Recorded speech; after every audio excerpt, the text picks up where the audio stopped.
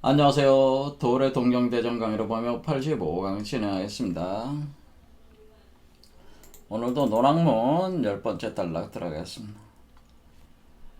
재순 선생께서 그 동학을 창도에서 진행할 때 당시 조선사회의 그 상황 자체를 분위기를 보면은 조선 그 중앙정부에서 그 서학으로서의 천주학에 들어와가지고 그 조선사회를 그 움직이고 있는 선비들의 침투를 하게 돼가지고 많은 선비들이 천주학에 관심을 갖게 됩니다. 그러면서 조선 정부에서는 굉장히 그 위협적인 어떤 요소로서 천주학을 인식하게 되고 탄압에 들어가게 되는데 그 대표적인 사건 중에 하나가 바로 정약용 같은 사람이 그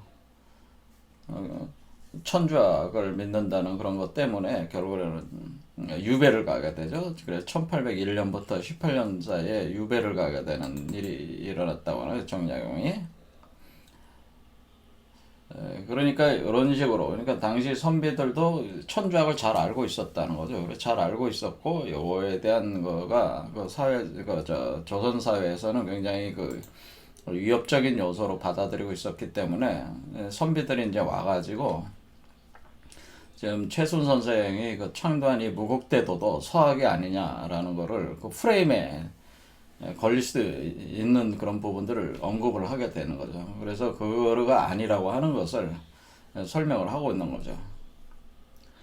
그래서 우리가 천도로서 도는 같다라고 했습니다. 그래서 서학과 동학은 도는 같다. 그건 천도인데 천도라고 하는 것은 결국 하나님의 성령을 임재 그 받아들여서 강령을 해가지고 그 성령에 의해서 기와지신 몸과 마음이 변화하는 거니까 이 천도의 이치는 같지만은 이것은 내가 만든 것이지. 그러니까 내가 만든 것이 서양의 것을 서양을 받아들인 것이 아니다. 서학을 받아들인 것이 아닌 거죠. 서학을 받아서 추종하는 것이 아니다. 이걸 분명히 한 거죠. 그러니까 이건 내가 만든 것이다. 그러니까 내가 동쪽에서 태어나서 나는 동쪽에서 태어나서 동에서 내가 받은 것이지 내가 서양의 것을 받아가지고 이렇게 추종하는 것이 아니니까 이거는 나의 학문이고 나는 동쪽에 있는 태어난 사람이니까 동에서 이렇게 받은 거니까 나는 동학이라고 하는 것이다. 이렇게 얘기를 하는 거죠. 그러니까 이건 분명한 거죠. 분명하게 그래서 나는 동학이다. 서학이 아니다. 나는 서학을 추종하는 게 아니다. 나는 예술을 추종하는 게 아니야. 뭐 그런 거죠. 나는 나의 학을 하고 있는 것이다. 라고 하는 거죠.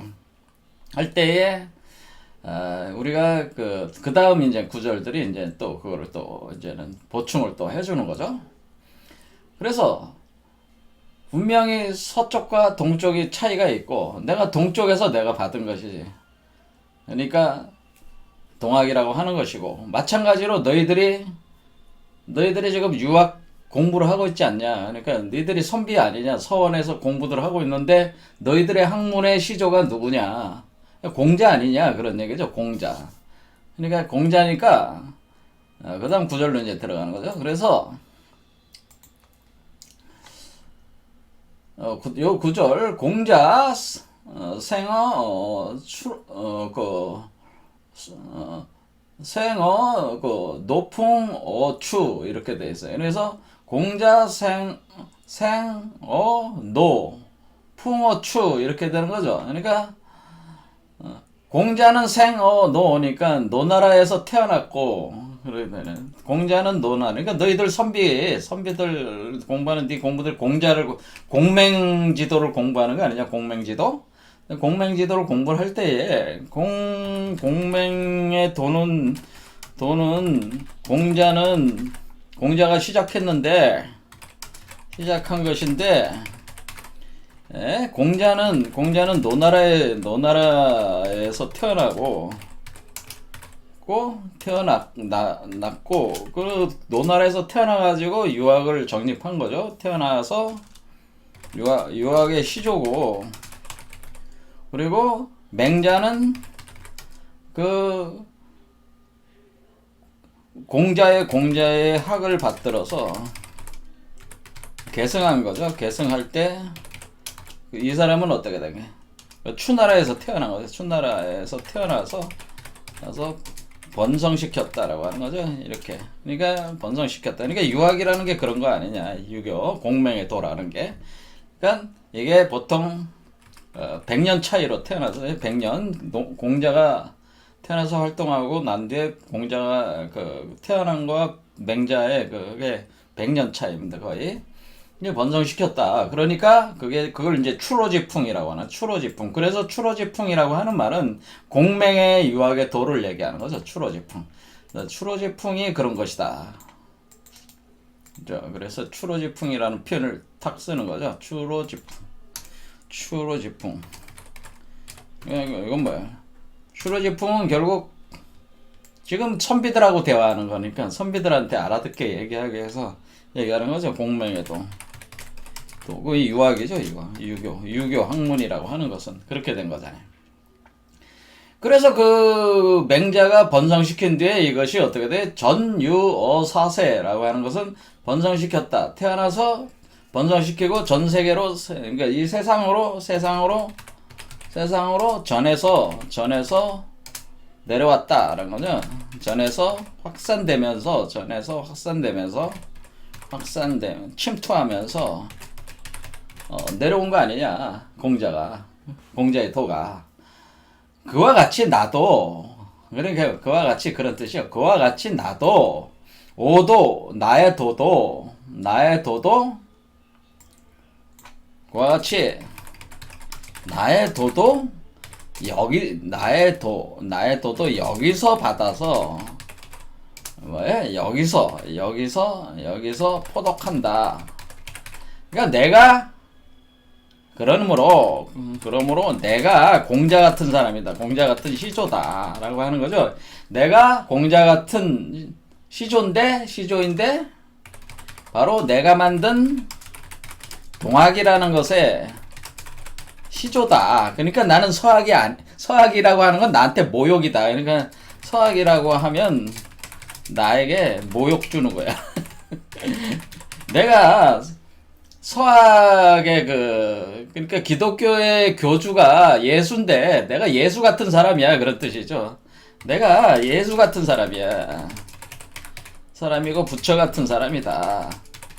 내 학문의 시조다. 내가 이 학의 시조다. 그런 뜻이. 그러니까 내가 하는 나한테 무슨 뭐 예수가 뭐고 석가가 뭐고 공자가 뭐야. 나는 내 학문 하는 거야. 내 거야. 그러니까 내가 시작이야. 그냥 그런 얘기죠. 그래서 어째 이것을 서학이라고 어떻게 서학이라고 이름 짓을 수 있는. 그러니까 어떻게 이것을 서학이라고 하냐. 정신 나간 얘기 아니야. 정말 정신 나간 놈들 아니야, 니들?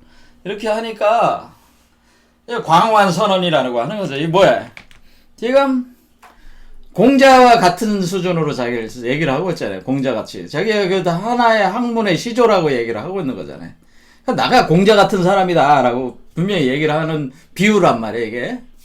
그렇죠? 그러니까 나의 도를 받아서 어떤 사람이 내 도를, 공자의 도를 맹자가 받아가지고 번성을 시킨 뒤에 그것을 대대로 이렇게 확산시키는 공을 했듯이 나와 같이 내 도를 받아서 공부하는, 내 학문을 받아서 공부하는 사람이 어떻게 이것을 해서 동학이 번창하게 될지 그건 모르겠지만은 이렇게 될 것이다 라고 나는 생각을 한다고 하네. 이렇게 공맹처럼 이렇게 내가 펼친 동학이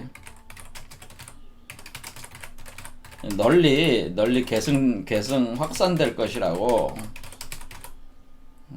생각한다. 뭐 이런 뜻으로 하는 거니까 굉장히 강호한 얘기를 하셨다라고 하는 거죠. 이게는.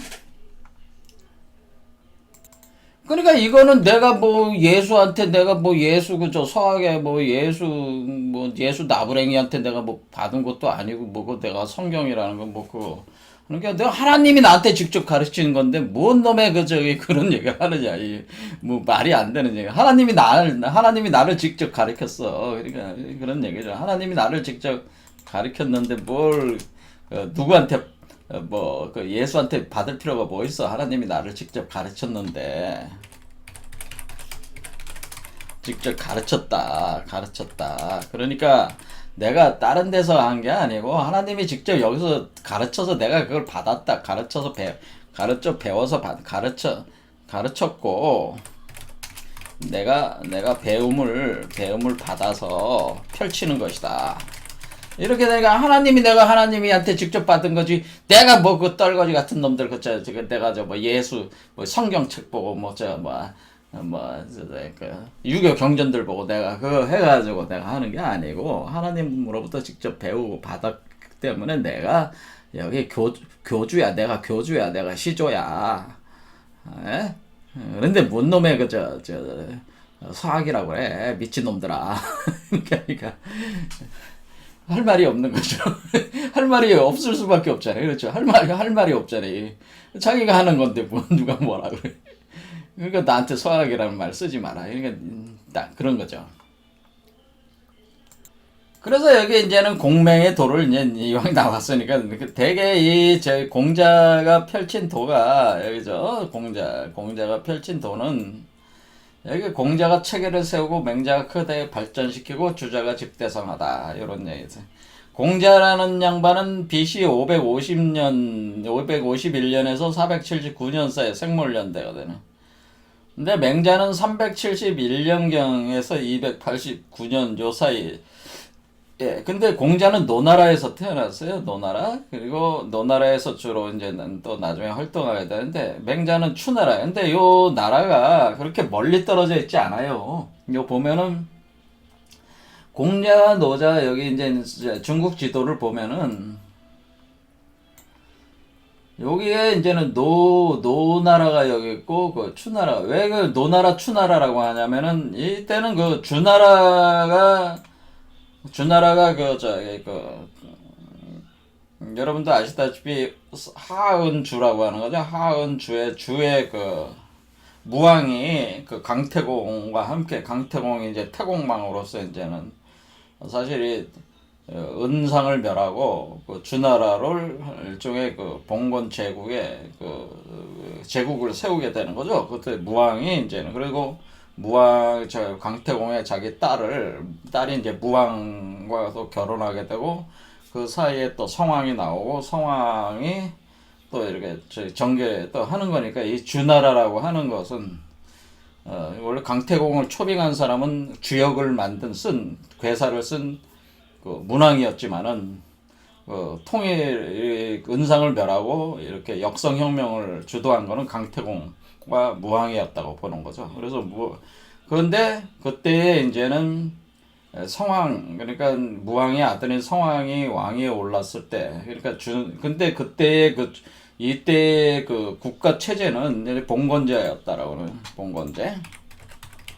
그래서 이 각각의 조그만 나라들로 많이 쪼개져 있으면서 각 나라가 주나라를 섬기는 형태의. 그러니까 봉건제는 일본이나 유럽과 같이 유럽도 예전에 취했던 그 통치 형태가 봉건제죠. 중앙집권제가 아니란 말이에요.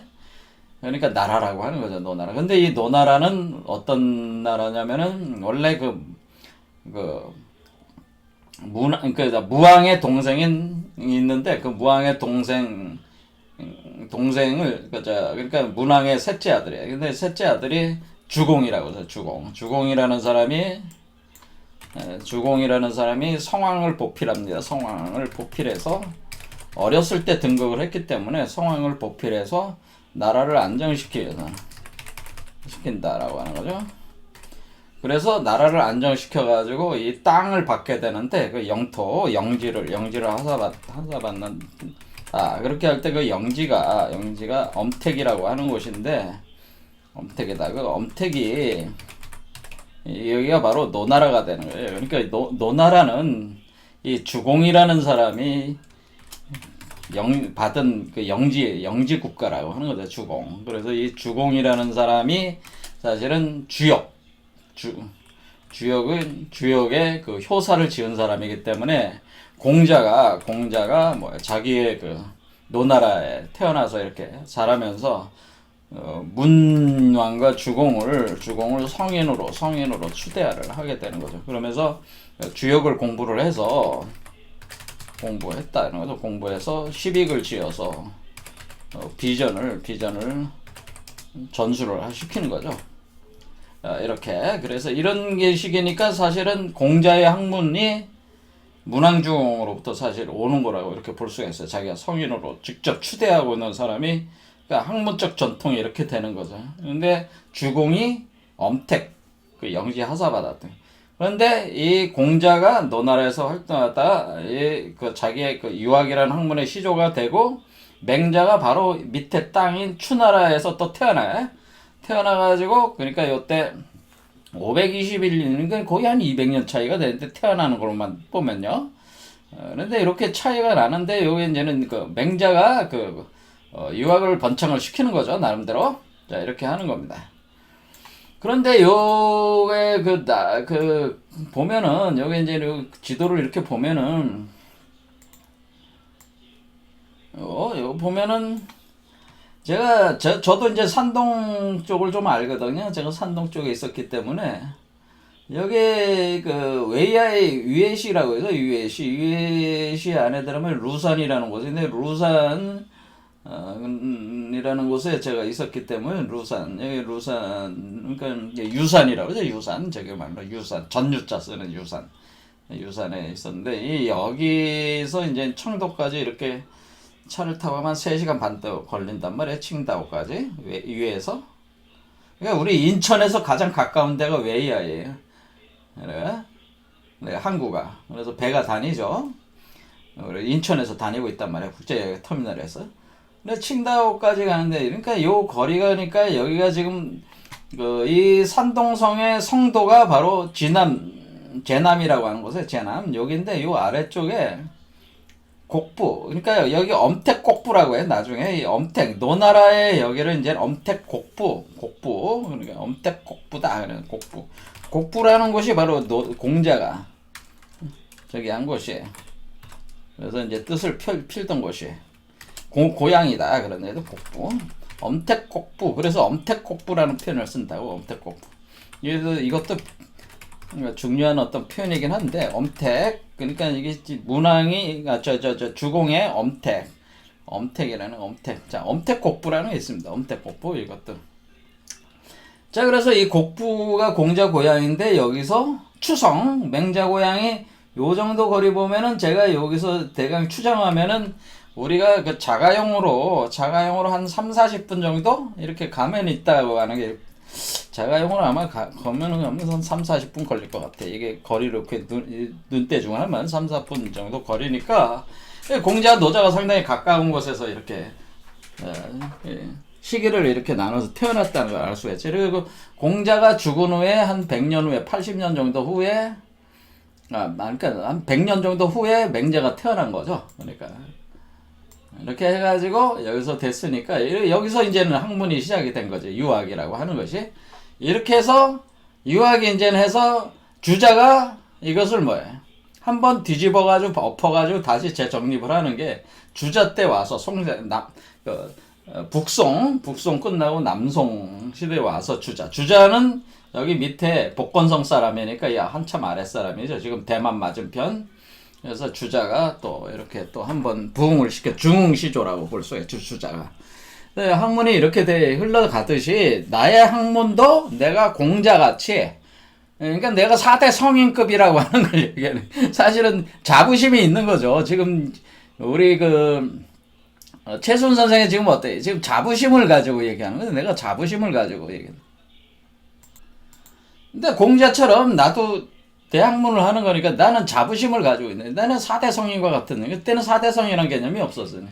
그러니까 아무튼 내가 그런 사람이야. 그런 뜻이죠. 그리고 기독교는 여러분들도 아시다시피 기독교는 어떻게 시작돼요? 기독교라고 하는 것은 원래 기독교의 시작은 지난 시간에도 얘기했지만은 결국 모세의 유대교에서 시작한 거죠. 그렇죠. 그래서 원래 유대인들이 시작한 거잖아요. 그렇죠. 그래서 예수가 태어날 때를 기준으로 해서 AD로 잡고 있잖아요. AD. 그래서 기원 전후를 AD 예수를 기준으로 예수의 태어난 해를 기준으로 해가지고 그래서 이때 이제는 예수가 뭐라 이 유대교를 세계화시킨 거다 이렇게 생각하셔도 돼요. 아 예수가 한 거는 예수로부터 유대교의 세계화. 그러니까 유대교가 단순히 민족적인 어떤 유대인들의 그 민족적인 종교적 형태를 가지고 있는 것을 한번 업그레이드 해가지고 어떻게 세계적인 그 어떤 그 보편적인 사람들에게 맞게 이렇게 그 하나 율법적 체계를 완전히 깨부수고 보편적 체계로 이렇게 바꾸는 거가 사실 예수로부터 이렇게 시작이 됐다고 이렇게 보시면 되죠. 그러면 유대교가 세계화가 돼가지고 그게 그러니까 완전히 다른 종교처럼 지금은 생각이 되고 있지만 사실은 유대교가 뿌리란 말이야. 그래서 기독교가 만들어지는 거죠. 그런데 기독교가 그렇게 전파가 돼 나갈 때 처음에는 그때 로마 제국에서 기독교를 갖다가 탄압을 했지만은 로마 제국이 성장하면서 커져 나가면서 로마 제국의 문제가 뭐냐면은 서로 다른 지역을 이렇게 공격을 해서 이렇게 흡수를 하다 보니까 더 이상 그 로마의 그 어떤 그 체계 가지고는 이게 운영이 불가능하니까 그 이데올로기 통합 작업을 하게 되는. 그러니까 우리가 과거에 우리 한국도 그렇지만은 뭐 통일신라 시대 때 사람들을 통합시키기 위해서 이게 불사를 벌이잖아요. 어떤 그 절을 짓는다든가 이런 걸 통해 가지고 불교를 통해서 사람들의 마음을 이렇게 뭉치려는 그런 어떤 게 있잖아요. 그와 같이 콘스탄티누스도 어떤 제국을 유지하기 위한 려는 그 종교적 이데올로기로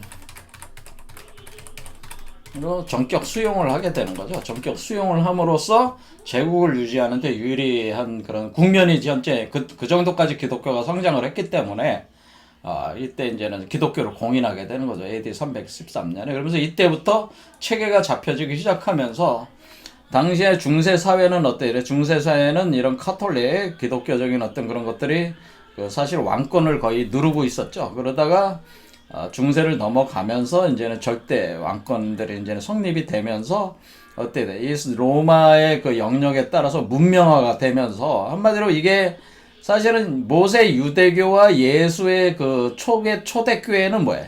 이게 동방의 종교들이죠. 사실 이게 동방의 종교야. 그런데 동방의 종교가 어때?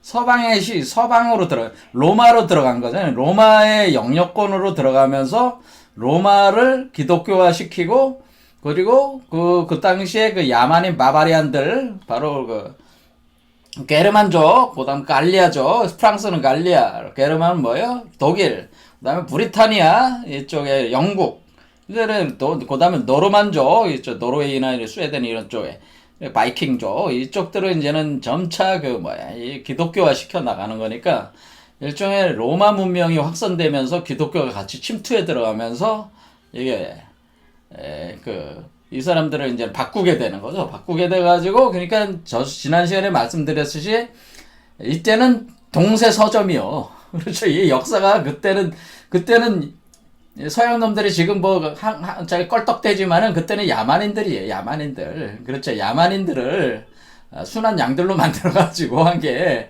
이게 사실은 이 동쪽의 문명이 들어가서 한 거죠. 해서 얘네들이 좀 당시에 그 지중해 문명의 각종 유클레이디스 계약이라든가 뭐 이런 과학적인 어떤 그런 거와 이런 기독교적인 어떤 여러 개념들 다 저기 해가지고 이제는 서구 문명을 정립을 한 거죠. 서부. 그러니까 그게 로마 제국의 문명이라고 보면 되죠. 그래서 지금 이시나 이유도 다 로마 제국을 흉내내는 거죠. 얘네들은 왜 그렇게 우리는 그냥 남북한도 같은 민족인데 왜 통일 안 되고 얘네들은 왜 그래도 통일이 돼? 이시나 이유라고 하는 거는 이게 로마 제국을 모방한 거죠. 그렇죠. 왜냐면 로마 제국이라고 하는 공통의 문명의 뿌리를 가지고 있단 말이에요, 바탕에. 그래서 그 뒤에도 신성 로마 제국이니 계속 어떤 로마 제국을 신 로마 제국이에요. 지금 이유가 로마 제국. 그런데 얘네들이 얘네들이 지금 동쪽으로 이제 공격해 들어와가지고 지금 그 중국과 일본과 우리가 이제는 곤란을 겪게 되는데, 근데 우리 한국의 입장에서는 어때요? 우리 한반도 입장에서는 사실 서양 문명을 직접적으로 받질 못했어요. 솔직한 얘기로. 왜? 일본 놈들이 우리를 갖다가 먹었잖아. 그러니까 우리는 서양 놈들을 직접 만나지, 서양 문명을 직격탄을 맞은 적은 없어. 그렇죠? 그러니까 일본이 우리를 점령을 했기 때문에 그거를 우리가 이제는 괴상으로, 우리가 주역상으로 저는 뭐라고 이걸 표현하냐면, 우리는 여기 보면은 우리가 그러면 일본의 그 일제시대 36년을 어떻게 보냐? 저는 이렇게 봅니다. 제가 역사를 보는 관점이 좀 틀려요. 다른 사람들하고. 제가 볼 때는 일제 36년 통치라고 하는 건 이제 주역에서 36번째 개에 해당한다고 제가 얘기를 해요. 지화명의 상태다. 36 지화명이다라고 하는, 지화명의. 그러니까 이게 지를 뜻해. 지화. 그러니까 불을 뜻하는 거예요. 땅 속에 빛이 있는 거지. 그러니까 빛이 땅속 깊은 곳에, 땅 속에 불이 들어가 있는 거니까 뭐예요?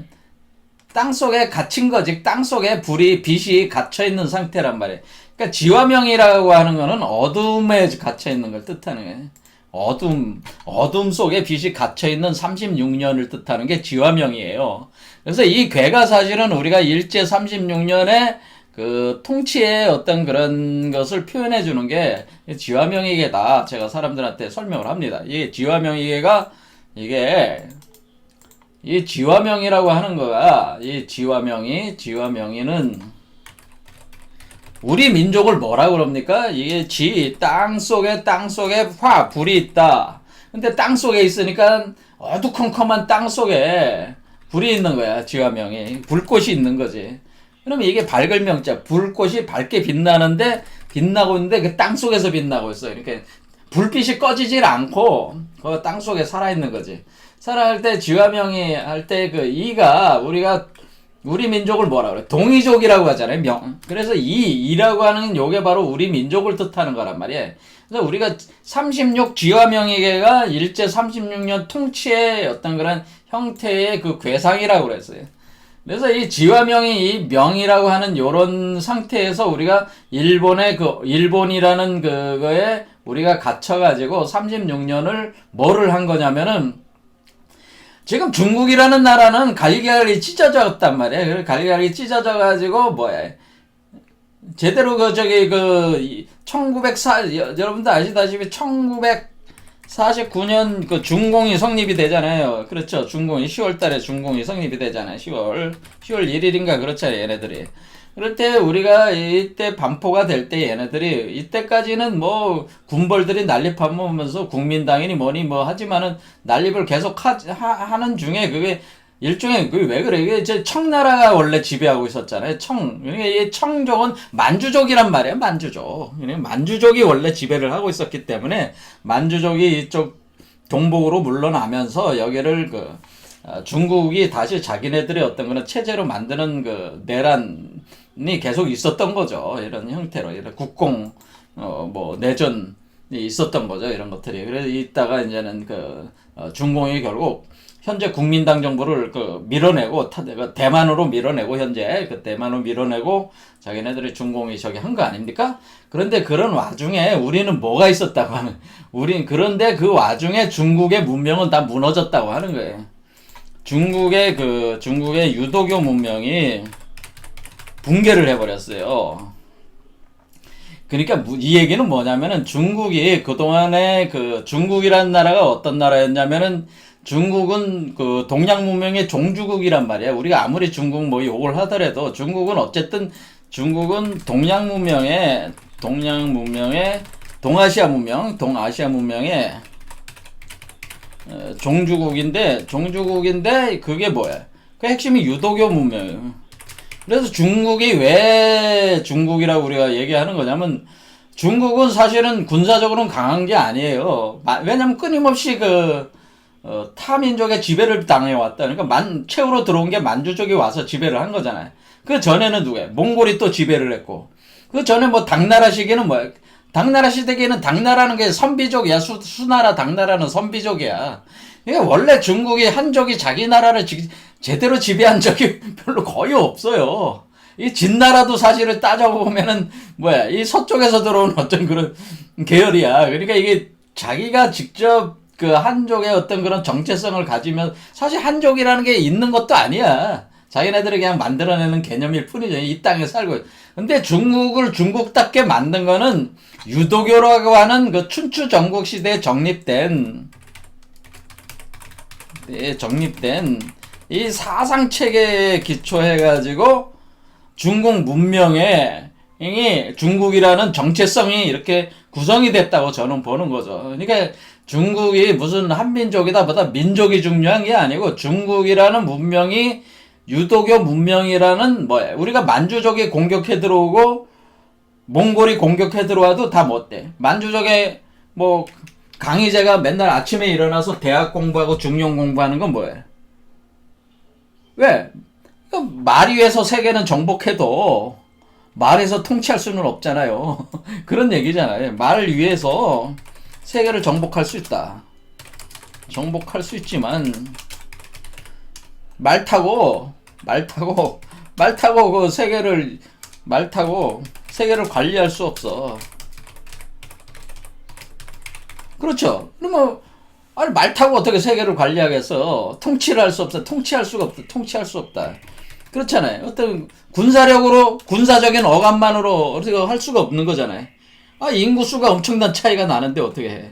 이건 뭐야? 그러니까 결국에는 이 학문, 그래서 통치의 그 시스템이라고 하는 것은 유도교, 특히 유학적인 어떤 그런 것들이 틀이 잡혀 있기 때문에 중국이란 나라를 통치할 수 있었단 말이야. 그 이념적 체계가 있었기 때문에. 그러니까 만주족이 들어와도 뭐예요? 일단 중간에 그 선비 계급들이 이 통치할 수 있는 기반이 있었기 때문에 이들만 잘 컨트롤하면은 잘 돌아갈 수 있게 중앙집권을 유지할 수 있는 틀을 갖출 수가 있었기 때문에 공부를 열심히 한 거죠. 그런 것을 기반을 철학적 기반이나 사고적 체계를 기반을 제공해 주는 게 유도교였단 말이에요. 그런데 이 유도교가 붕괴를 해버렸단 말이야. 사실은 이 기간 동안에. 그러면서 이 유도교 문명이 붕괴가 되면서 사실은 유도교 문명의 핵심이 이 한반도로 넘어왔단 말이야. 이때. 한반도로 유도교 그러니까 유불선이죠. 유불선의 그 열매가 한반도로 움직이고 온 거죠. 그러니까 우리가 그 유불선 열매에 해당되는 나라란 말이야. 그러니까 근데 이게 열매가 넘어왔는데 열매를 숙성하는 거지. 열매 숙성. 열매가 매달리면 열매가 맺히면은 그 열매가 숙성할 동안에 우리가 뭐 여름에 열매가 뭐 여러분들이 뭐 복숭아가 달랐다 그래서 여름에 따먹으면 아주 쓰잖아. 쓰지 않고 그 단맛이 날려면 어때? 가을이 와야지 그게 되는 거 아니겠어요? 가을이 와야지 그 먹어야지 그게 단맛이 나잖아. 그렇죠. 그와 같이 하듯이 우리가 열매 숙성 기간이 우리가 그 일본의 이런 어떤 것을 당하면서 이 한 지화명이라고 하는 것은 숙성을 얘기하는 거야. 숙성 기간이 있어야 된다고 하네. 그래서 이 숙성 기간을 가진 거다 이렇게 보시면 된다는 거예요. 이게 그럴 동안에 일본이 이렇게 우리를 그 일종의 그 어둠 속에 가뒀지만은 이 어둠 속에 갇혀 있는 동안 우리는 사실은 유불선 우리 동양 문명의 숙성을 한 거야. 그래서 어떻게 보면 이 동학이라고 얘기하는 것 자체가 우리 동양 문명의 적자다라고 하는 거죠. 우리 한국이 동양 문명의 적자가 되는 거란 말이에요. 적자로서 우리가 숙성이 될 때까지 이게 적자라는 게 뭐예요? 이게 동양 문명의 주인공이란 말이에요.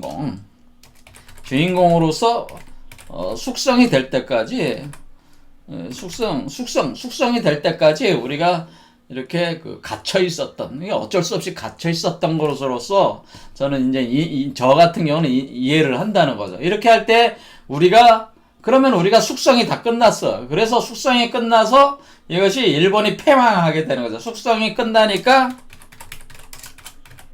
일본 패망이 일어났다고 하는 거죠. 일본이 패망한 거는 이 숙성이 끝나서 패망을 하는 거야. 이해가 되시죠? 그러면은 그렇게 되면은 어떻게 되냐면은 지금 서양 문명이 이제 본격 들어오는 거예요, 우리나라에. 그러니까 우리 한국이 그 본격적으로 서양 문명을 받은 거는 미군정이 시작되면서 받은 거예요, 미군정. 미군정. 그렇죠. 그러니까 우리가 숙성 끝나니 우리가 독립해가지고, 해방 독립해가지고, 우리의 이름으로 우리가 미국의 미국 문명. 이때 미국 문명은 어떤 문명이에요? 이때 문명은 미국이란, 지금 그 사이에 지금 서구 문명도 엄청난 변화가 있었잖아요. 이때 우리가 구한말 시대만 해도 대영 제국이나 뭐 프랑스나 독일이나 나름대로 자신들이 제국을 표방하면서 서방 제국주의가 난립했잖아요. 서방 제국주의가 난립하면서 자기네들끼리 난립하면서 결국 그것들이 충돌을 계속하게 되면서 뭐가 일어나요? 제1차, 2차 세계대전이 일어난 거 아니야. 그렇죠? 1차, 2차 세계대전이 일어난 건 뭐야? 제국주의들끼리의 투쟁이죠. 제국주의 국가 간에 사생결단에서 전쟁이 있었다고 하는 거지, 이게. 그 사이에 이 서양 문명이 여기서 완전히 폐허가 되면서 어떻게 돼? 되면서 그 문명의 그러니까 이 기간 동안에 또 뭐가 있었던 거예요? 이 기간 동안에 우리가 일본에 그거를 당하는 동안에 지금 유럽에도 엄청난 변화가 일어났는데 그게 제1차, 2차 세계대전이 일어나면서 서양 문명 주도권이 미국으로 넘어간 거잖아요. 그러니까 세계 지배권이 미국으로 넘어갔잖아요. 그러니까 이때도 뭐야? 서양 문명의 주도권이 넘어가는 현상이 있었다고 하는 거지.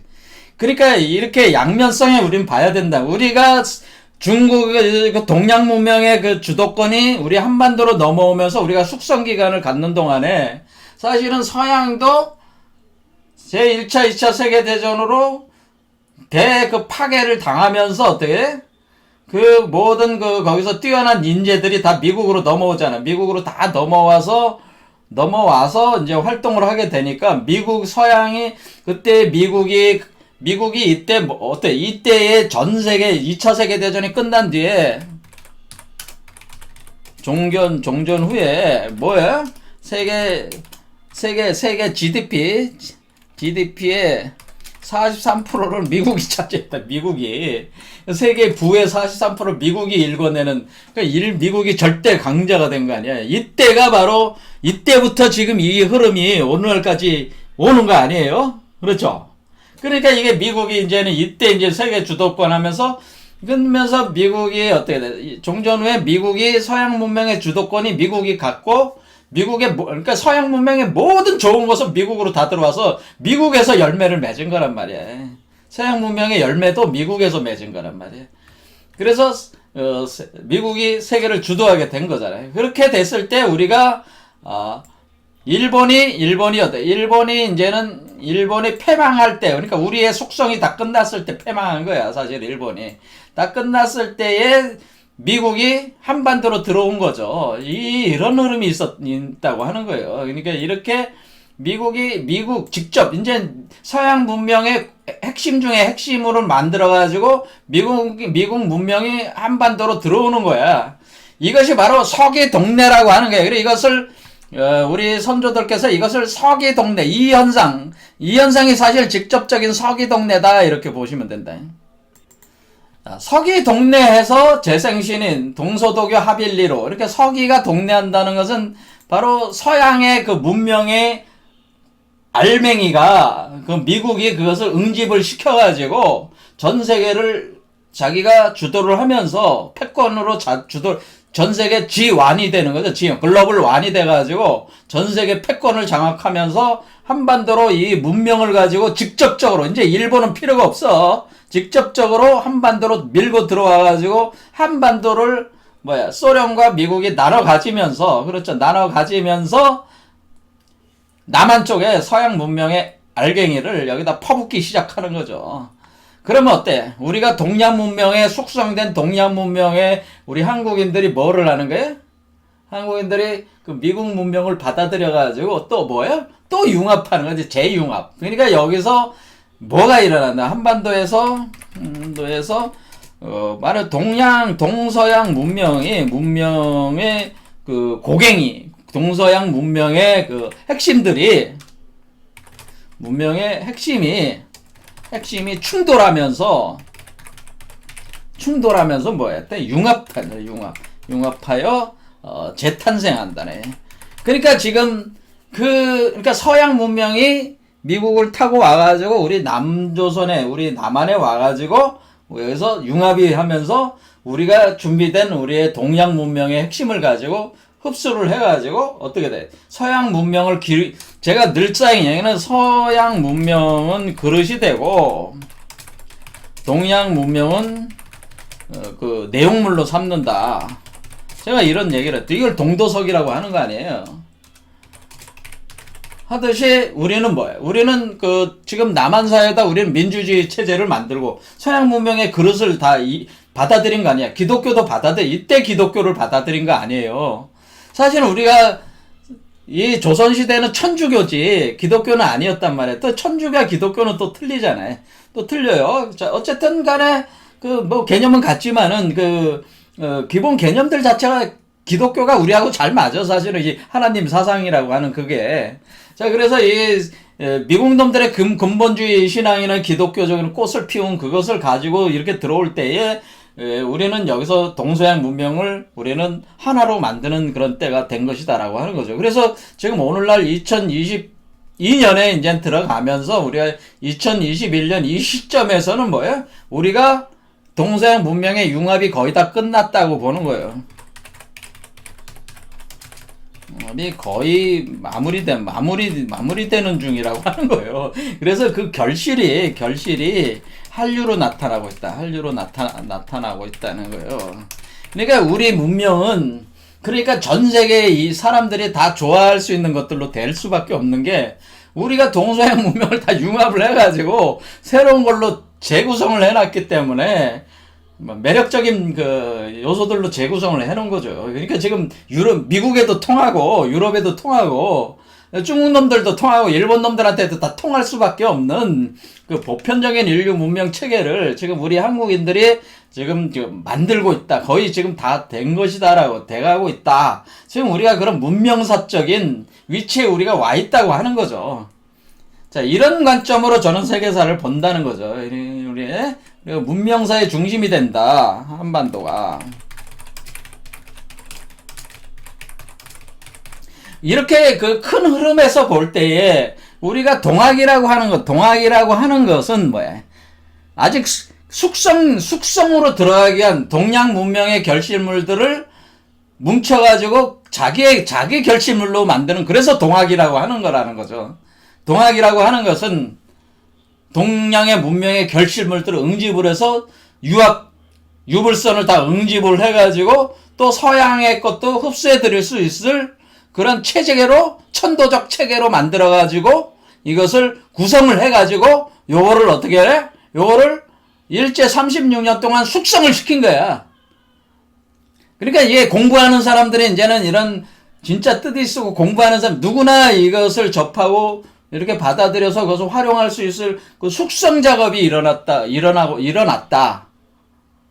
오늘날 우리가 지금 공부하는 사람들이 이걸 이해하고 받아들이고 이것을 활용만 하면 얼마든지 이걸 가지고 세계를 이끌어 나갈 수 있는 그 숙성. 그거는 뭐예요? 서양의 문명을 받아들이고 그것을 받아들여서 한대로 합칠 수 있는 그러한 거대한 내용물로 만들어지는 상태로 우리가 그동안의 우리 한국의 역사라고 하는 것 자체가 이런 때를 위해서 지금 진행이 이렇게 해온 것이다. 이런 거죠. 이런 역사 의식에서 우리가 봐야 된다. 그렇게 할 때 우리가 동학이라고 한 것은 무엇이다? 사실은 우리가 지금 중국으로 표현되는, 중국도 인도 문명을 받아들인 게 불교로 받아들인 거잖아요. 불교화 시킨 거잖아요. 그러니까 그런 중국의 유불선이라고 하는 그런 것들, 도교, 유불선 도교로 또 선도가 도교니까 그걸 다 포함해서 우리가 우리 자신의 그 알갱이를 표현을 해 나갈 때 그걸 동학이라고 이렇게 할 수가 있다고. 그러면서 서양의 서학을 또 수용할 수 있는 체제로 만들었는 가르침의 학문적 체계로 만들었는데 그것이 바로 동학이었다라고 하는 거죠.